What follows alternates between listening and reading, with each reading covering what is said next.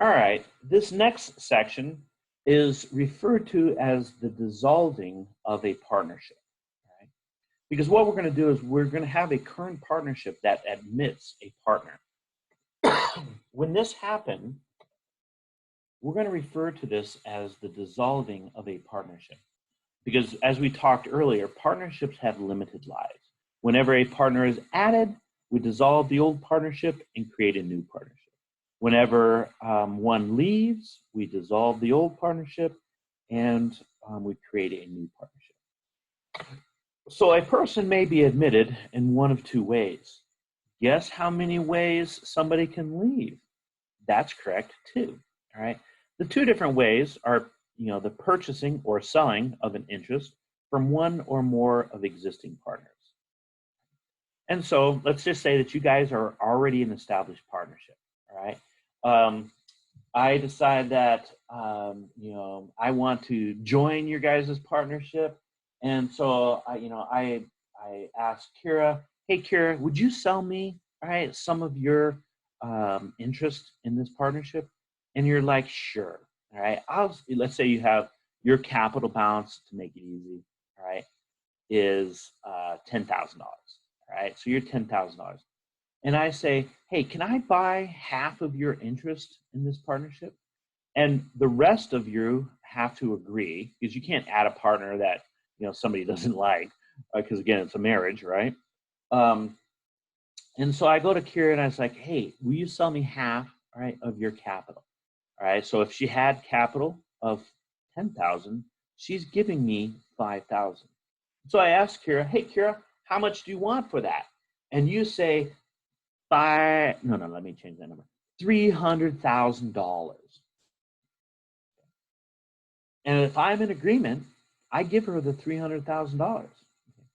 Do you guys, the rest of the class, do you guys get anything? No, that was just between Kira and I, right? Okay, so it really doesn't matter how much, all right, I pay. I'm only getting $5,000 capital, all right, from Kira. So I could pay her $300,000, or I could pay her $200. Okay, that's just between Kira and I. All right, the rest of you guys don't get anything. The other way to, become a member or a partner in the partnership, all right, is to bring cash to the table. All right, and so instead of going to one individual, I say, hey, I've got this $300,000 burning a hole in my pocket. Okay, and you guys need money, all right, because of the pandemic. Right. And so you're willing to allow me to come in. Right. And so we'll talk about bonuses in a minute.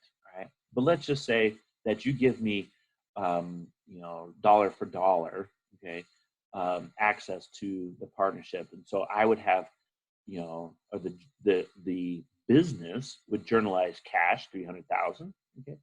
And they would have Clifford Weeks capital, 300,000. And so the two different ways, okay, I'm coming in, or no, I guess this is backwards. I'm not so I was going to put, here's Kira and me, right? But I'm not the existing partner. Kira was, right? So there's that way, okay, where it's a person-to-person, all right, transaction, all right, no change in partnership assets. Whereas in this scenario, okay, we're going to increase those assets of the $300,000 that I brought to the table. Boy, I look pretty dorky there, don't I? All right, whatever. When a partner is admitted by purchasing the interest, all right, the total assets or the total owner's equity does not change, all right? It's just a transaction between Kira and I, all right? When a new partner is admitted by contributing assets, all right, Kira's account is not impacted, all right? It would just be the assets of the business, cash, building, whatever I'm bringing to the table, all right? And then my capital balance is going to be increased. So when a new partner is admitted, all right, that's all repeat.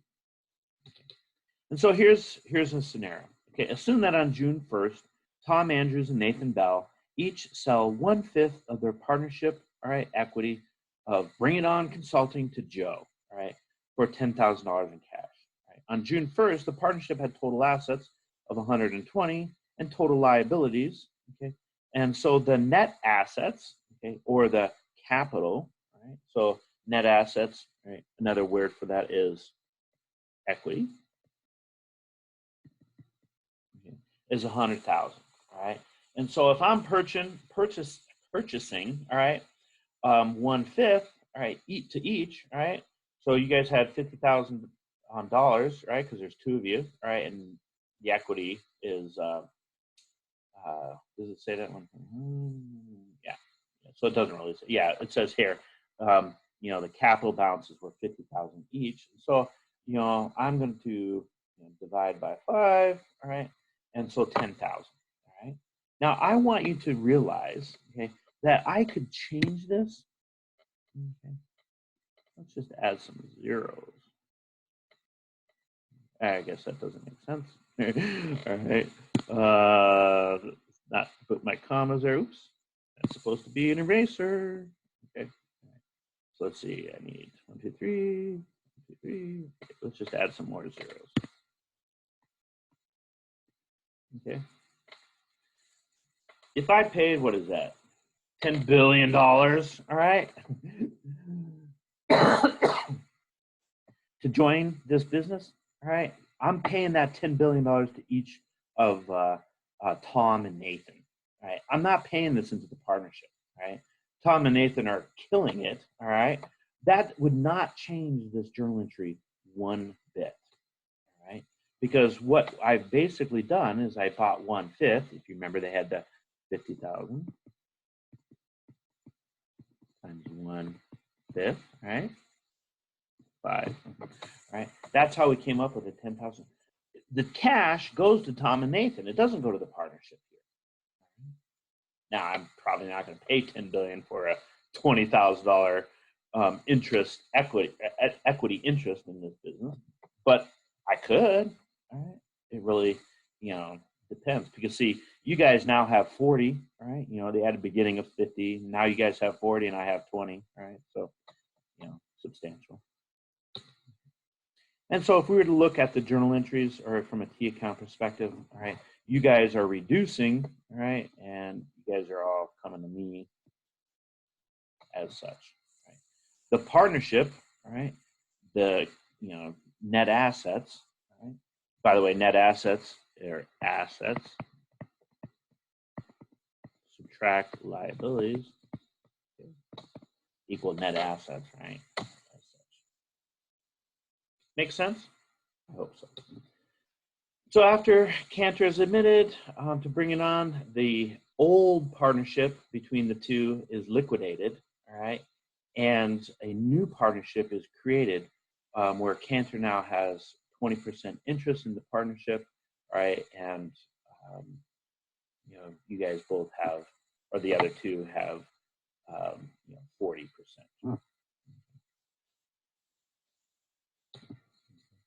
When a new partner is admitted by contributing assets to the partnership, again, we dissolve the old partnership and we create a new one. Right? In this case, all right, individual partners don't get any money, but the partnership as a whole gets something. All right. And so we have the same scenario here. Okay. Assume instead of purchasing 1/5, all right, to bring it on consulting, I, Joe Cantor, contribute $20,000 to bring it on consulting. And so the journal entry here, like I said, is cash, right? And then Joe Cantor capital.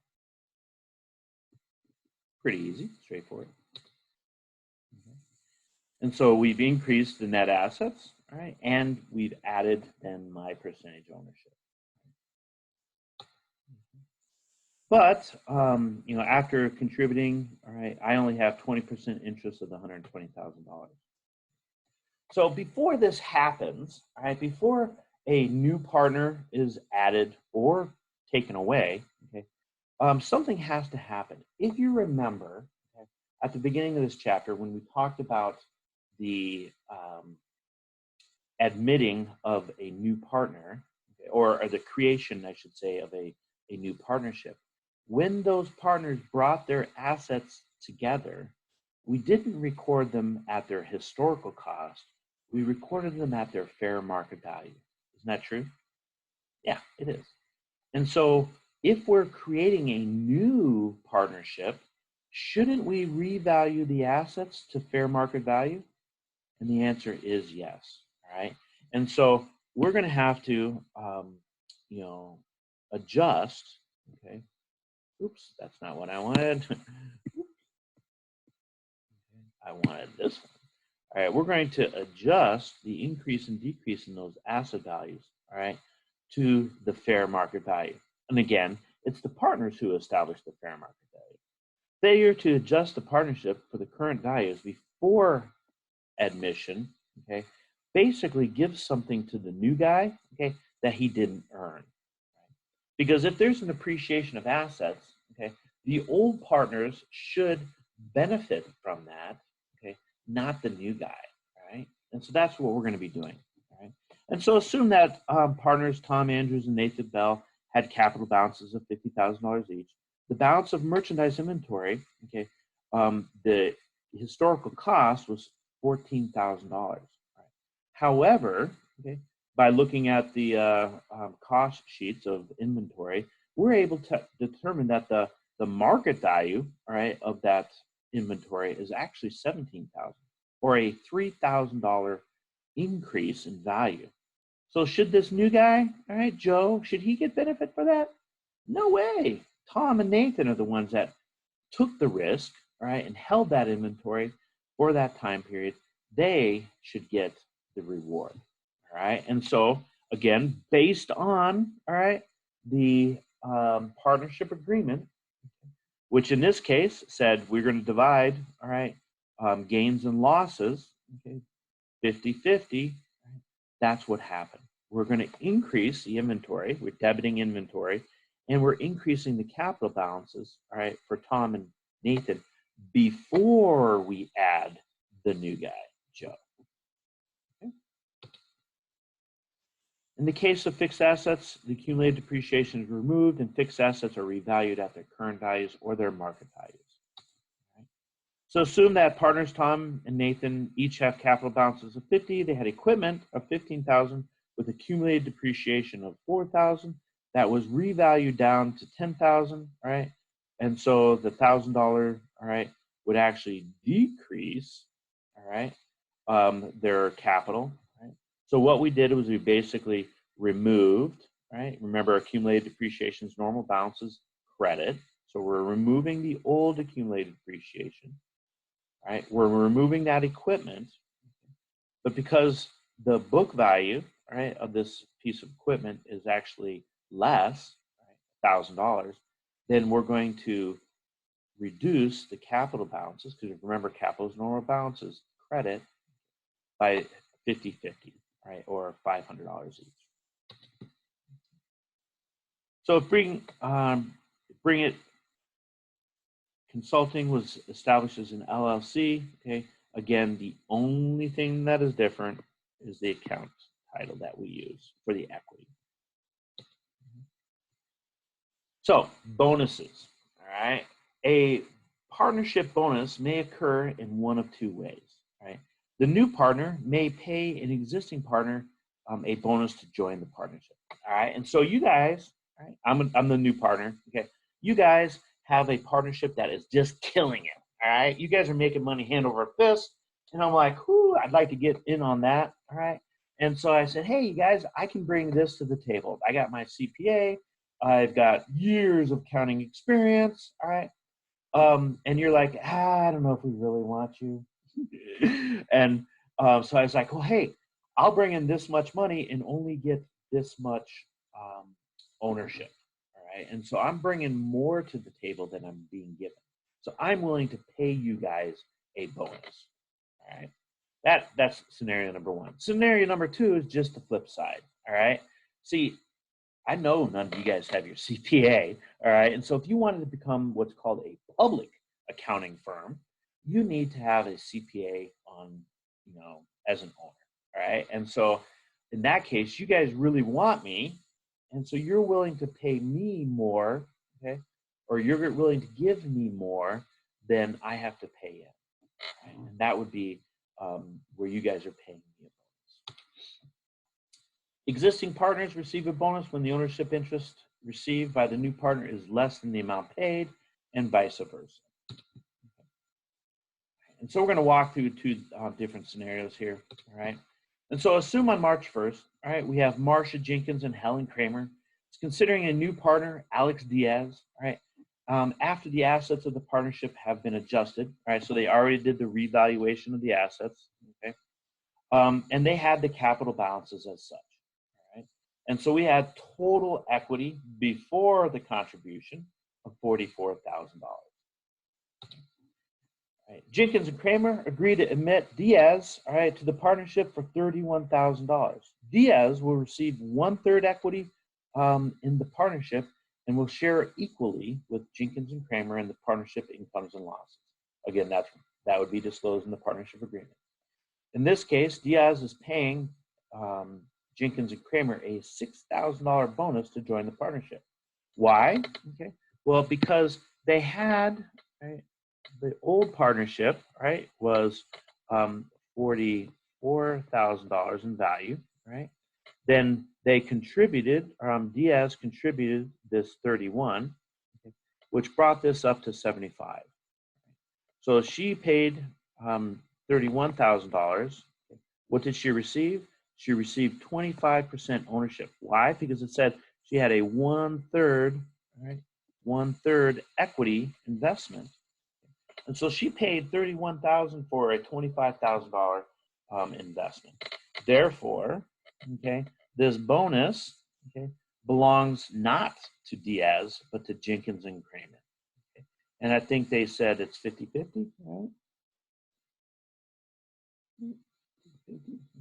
Love the handwriting, don't you? All right, 50-50. Okay. And so the journal entry is going to look like this. The partnership got the 31, okay. Alex, I guess it's a guy, not a girl. All right, I guess Alex could be a girl. Got 25,000. All right, that was his or her 1/3 investment. Okay, and to make things balance, okay, they're going to split up. All right, the increase to the capital balance, the bonus, okay, that $6,000 bonus, all right, is paid to Marcia and Helen. Okay. So we're going to change it up.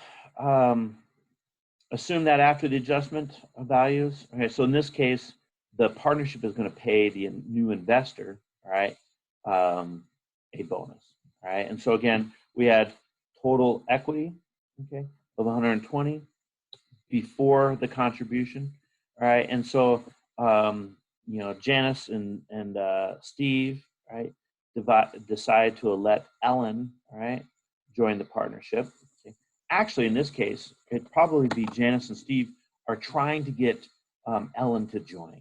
All right. So Ellen Chow, you know, decides to come aboard. You know, she's paying $30,000. What's she getting? She's getting a 1/4 investment. All right. And so again, here was that beginning balance. All right. You know, that was the beginning equity. All right. Chow is added, all right, so it comes up to the 150, all right. So Chow paid $30,000. You know, I'm sorry, yeah, paid $30,000 and received, right, a $37,500 investment into this partnership. Therefore, all right, they paid Chow the $7,500. So, okay, again, oh, actually, did they say this? Nope, not in this equation, but in the old partnership agreement, okay, they had an income sharing ratio, all right, of 2-to-1. So hopefully you guys know how to calculate ratios, all right? And so if you have a 2-to-1 ratio, what you do is you add those up, okay? That comes out to be 3, okay? And so, you know, Janice, okay, had a 2/3, all right? And Steve had a 1/3 investment. So, you know, this is probably an easy ratio, okay? But some ratios are like this, all right? 1 to 2 to 3 to 4 to 5, okay? And so you just know whenever you have ratios, all you do is you add all those things up, all right? This comes out to be 15, okay? And so this guy has 5/15, or 1/3, right? Goes to them, 4/15, and so on and so on and so on. But that's how, based on their partnership agreement, they, you know, shared. In this case, it was a loss, right, or a bonus that's paid. That's why we're debiting their capital balances. So here's the ratios. Okay. Are we good? So withdrawal of a partner, okay, know that it can happen the same way, all right? And so I'm not going to actually go through all the journal entries for that. You know, a partner can withdraw, okay, where another partner buys that person completely out, all right? So let's just say I'm so old, I want to retire, okay? And I don't know, Samuel, all right, says, hey, I'll buy you out, okay? And so you get my capital, all right? And, you know, so my capital goes down. Okay. And let's just say I had $7,000. Okay. And Sam's capital goes up by 7,000. Okay. How much money did Sam pay me? Okay. Well, that's between Sam and I. All right. So it doesn't impact the partnership at all, except for the fact that we dissolve the old partnership and we create a new partnership. The other scenario is that the partnership as a whole buys me out, okay? And so, you know, let's just say that you guys give me cash, all right? And so of $7,000, and I had a capital balance of $7,000. For all the years of my work, I only got $7,000. All right, whatever. And so the journal entry there would be, you know, Chpt capital, $7,000, and cash, $7,000. Right. Now, if I had $7,000 capital and you paid me $70,000, then you guys would have to distribute, right, that reduction, the difference, right, based on the remaining partnership agreement. I just took the easy way. Okay. And so one other aspect, the death of a partner. Okay, when you have a death of a partner, okay, you basically, that date that that partnership dies, okay, you kind of have what's referred to as a short tax year, right? Because you kind of got to wrap things up to really see at that given point in time how much did that partner, right, have as far as their capital. You know, so if it's 3/4 of the year, okay, you know, that partner is supposed to get a salary allowance, okay, you're going to give him 3/4 of that salary allowance. Right? That money, all right, and that claim actually goes to the dead partner's estate. Right? And so, again, it usually is a cash payout. After the income is divided, any assets revalued, an entry to record to close the deceased partner's capital account. The entry debits the deceased partner for its balance and credits a liability account, which is payable to the deceased estate. All right? Or if they just have the cash, they pay the cash to the estate. So we'll stop here for a break.